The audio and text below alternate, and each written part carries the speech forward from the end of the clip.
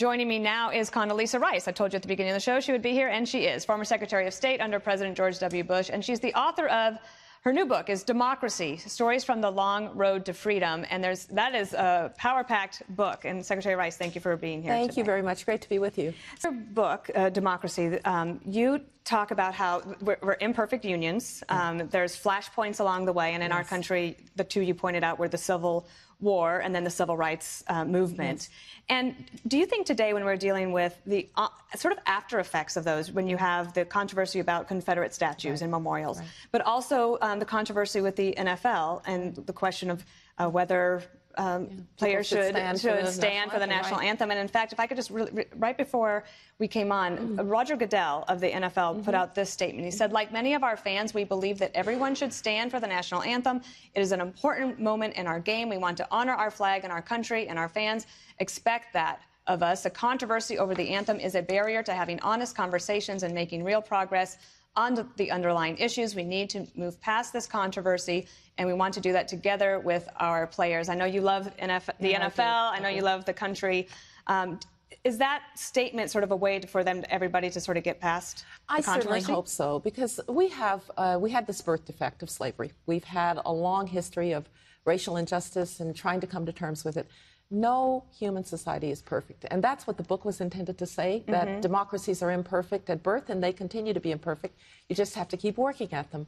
I think this controversy, we do need to get over this controversy. Whatever the players were trying to do in drawing attention to these issues, it's gone another way now, in that people have stopped listening to each other. When you want to lead on an issue, you want to bring as many people to your side as possible. And so I hope the players find a way to make their concerns known, to talk about them honestly. What do you mean by social justice? How are we going to get there?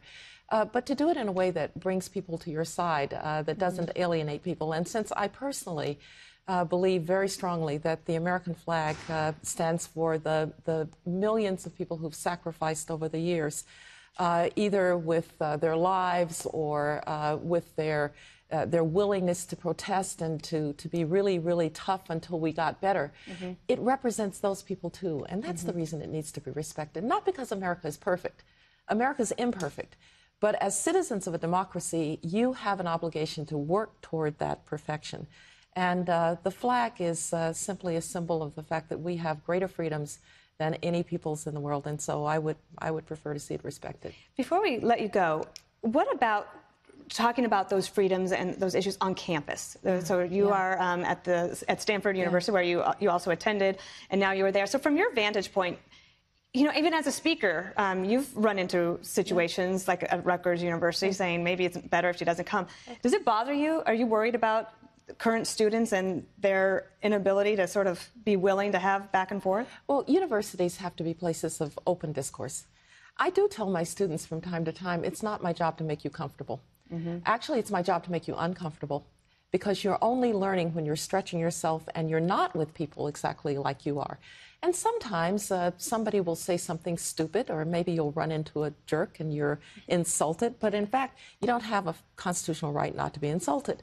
And so we've got to somehow get to the place that we can have these tough conversations in a way that is honorable, in a way that is respectful, recognizing we've got a long, difficult history that's behind us that's still affecting our present.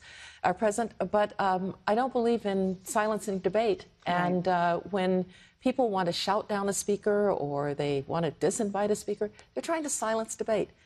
That's not how democracies get stronger. And that's not what our founding fathers intended, with the First Amendment being the most important one. The most cherished. All right.